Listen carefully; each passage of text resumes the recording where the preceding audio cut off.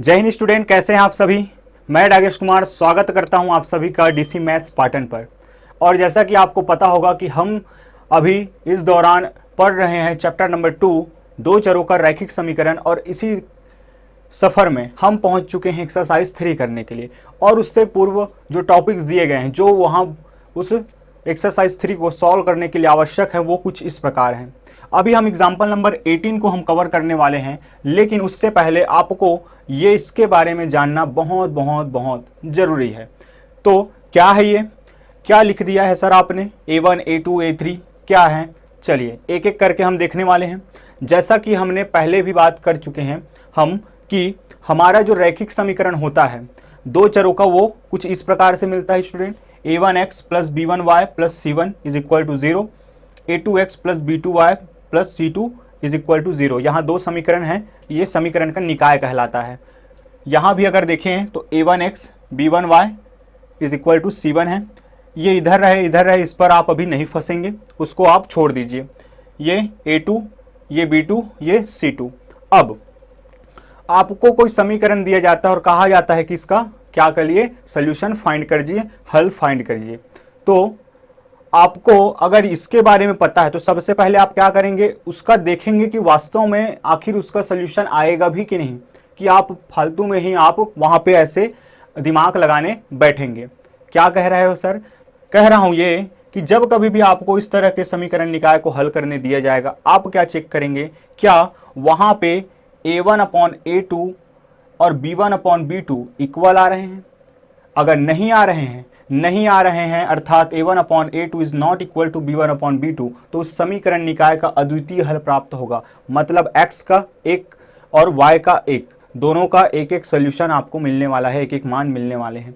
और ऐसा केस हमें ज्यामितीय अर्थ की दृष्टिकोण से देखें तो क्या दिखाता है, दो प्रतिच्छेदी रेखाओं को दिखाता है। क्या होता है इसके बारे में हमने शुरुआती वीडियो लेक्चर्स में पूरा इसको कवर किया है। इसको मैंने पहले ही आपको बता दिया था स्टूडेंट उसी दौरान कि आपको आगे इस तरह के केसेस मिलने वाले हैं। बस अभी हम ये देखने वाले हैं। तो उसके बाद होता है A1 upon A2 B1 upon B2 कहीं बराबर आ गया, तब हम क्या करते हैं, तीसरे कंडीशन की ओर चलते हैं। क्या ये C1 अपॉन C2 के भी इक्वल हैं। अगर नहीं आता है इक्वल तो कोई हल प्राप्त नहीं होगा, उस समीकरण निकाय का कोई हल प्राप्त नहीं होगा, जो कि दिखाता है आपके दो समांतर रेखाओं को। अब अंत में केस कि अगर आ जाए, हमने A1 upon A2 B1 upon B2 check किया, बराबर आ गए, और फिर हम गए C1 अपॉन C2, नहीं आया तो कोई हल नहीं। अगर आ गया तो अनंत हल प्राप्त होगा, जो कि दो संपाती रेखाओं को दिखाता है। आई होप आप लोगों को चीज़ें याद हो गई हों। और ये आपका बहुत ही ज़्यादा महत्वपूर्ण केस है ये, इसको आपको बिल्कुल से याद कर लेना है, समझ लेना है, क्योंकि 6 मार्क्स का जो क्वेश्चन है वो इसी पर बेस्ड क्वेश्चन होता है। आइए देखते हैं अब इस पर हम अप्लाई कैसे करें। कि एग्जाम्पल नंबर 18 पर आपको पूछा गया है कि समीकरण निकाय का हल पता करिए कि किस प्रकार का हल होगा। तो सबसे पहले हम क्या करेंगे, दिए गए समीकरण के लिख लेंगे। फिर यहाँ अगर हम बताएं A1 क्या है, 3 है, B1 क्या है, 5 है, C1 क्या है, 12 है, ये आपके पास है। तथा A2 क्या है, 4 है, B2 क्या है, 2 है, व C2 है आपके पास 5। ये मिल गया। अब आप चेक करेंगे कि A1 अपॉन A2 क्या आ रहा है। A1 अपॉन A2 की अगर बात करें तो ये आएगा 3 अपॉन 4। B1 अपॉन B2 की अगर बात करें तो ये आएगा 5 अपॉन 2। और C1 अपॉन C2 की बात करें तो ये आएगा 12 अपॉन 5। अब ज़रा उनमें से किसी एक केस पे देखिए कि A1 upon A2 is not equal to B1 upon B2। तो A1 अपॉन A2 क्या आया है, हमारा आया है 3 upon 4 is equal to 5 upon 2।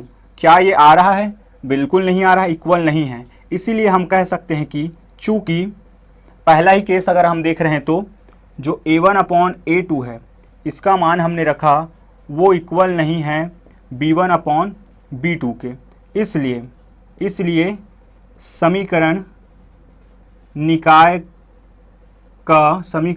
का अद्वितीय हल प्राप्त होगा, अद्वितीय हल प्राप्त होगा या अद्वितीय हल रखता है, इस तरीके से आपको लिखना है।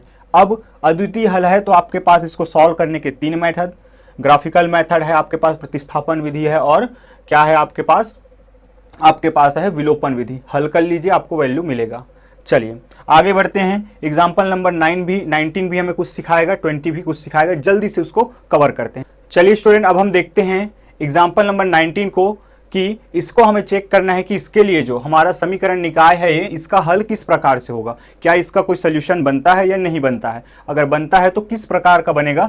चलिए तो यहाँ फिर से हम अगर उससे तुलना करें तो a1 क्या आ जाएगा, यहाँ a1 बराबर आ जाएगा आपका 5, b1 बराबर आ जाएगा 3, c1 बराबर आ जाएगा 12, तथा a2 बराबर हो जाएगा आपका 15, b2 बराबर हो जाएगा 9 और c2 बराबर हो जाएगा 15। चलिए पुट करके देखते हैं। तो सबसे पहले हम निकाल लेते हैं कि a1 अपॉन a2 क्या आएगा, ये आएगा आपका 5 अपॉन a1 अपॉन a2 15। क्या मैं इसको सॉल्व कर सकता हूँ, क्या मैं इसको सरल कर सकता हूँ, बिल्कुल किया जा सकता है। 5 1 5, 5 3 15, ये इस प्रकार से लिखा जाएगा। इसी तरह अगर बात की जाए b1 अपॉन b2 की, तो क्या आ जाएगा, यहाँ b1 है आपका 3 और b2 है आपका 9। क्या हम इसको और सरल कर सकते हैं, बिल्कुल कर सकते हैं, ये आ जाएगा 1/3। इसी प्रकार अगर c1 अपॉन c2 की हम बात करें तो c1 है आपका 12 और c2 है आपका 15। क्या इसको सॉल्व किया जा सकता है, किया जा सकता है, क्योंकि दोनों ही 3 के टेबल में आते हैं, 3 4 और 3 5।